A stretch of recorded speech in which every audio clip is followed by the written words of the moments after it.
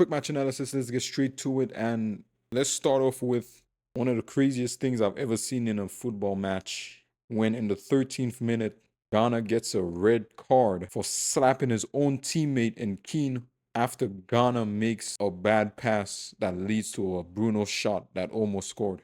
Now, originally on the footage, I thought he said something to the ref, but on the replay, this guy actually slapped his own teammate because he made a bad pass, which some could argue that Keane should have read and should have got to it.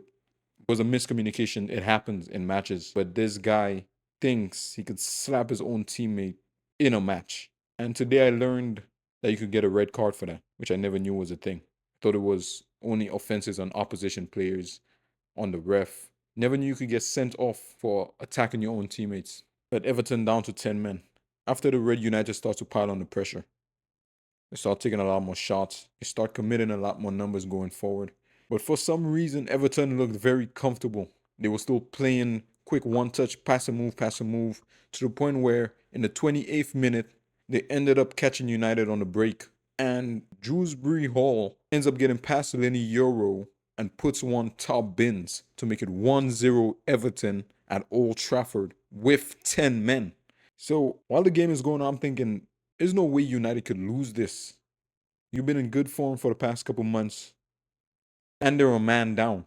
Zirkzee, at some point in the first half, gives a phenomenal pass across the box, which Dorgu, for some reason, sends it into row Z. And that was pretty much it for the first half. The second half started, and it was nothing much. Pickford made a couple saves, specifically one off of a header that Zirkzee shot at him. But apart from that, there wasn't much in United's attack. And Buemo was very poor today. Mount came on, he did nothing. For some reason, Dallo came on today, did nothing. And that was it for the match. The match ends United 0, Everton 1. Now, to speak on a couple players, I think it's important we speak about Zirkzee because I've seen a lot of people asking for him to get more game time. I think in the first half, he started off very slowly, very slowly. A lot of his touches were just opposition passes, essentially.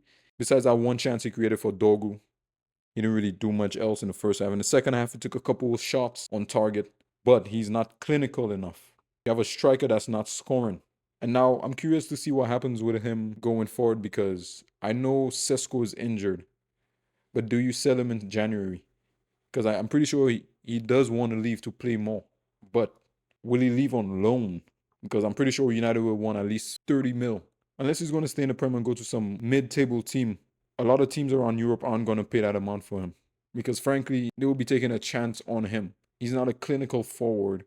And his build-up play is decent. It's okay. It's not phenomenal.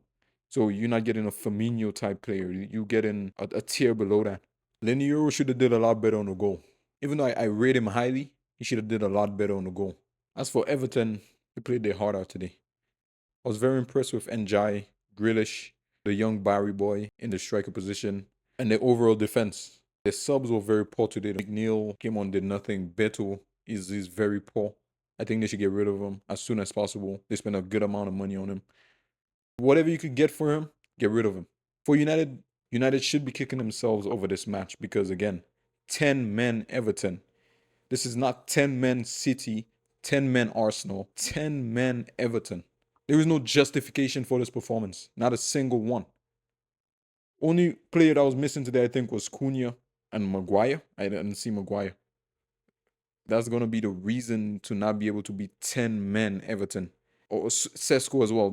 No, not even. Because he's been bang average or maybe even poor this season. And now this is unacceptable. But anyway, that's it. Sub for more.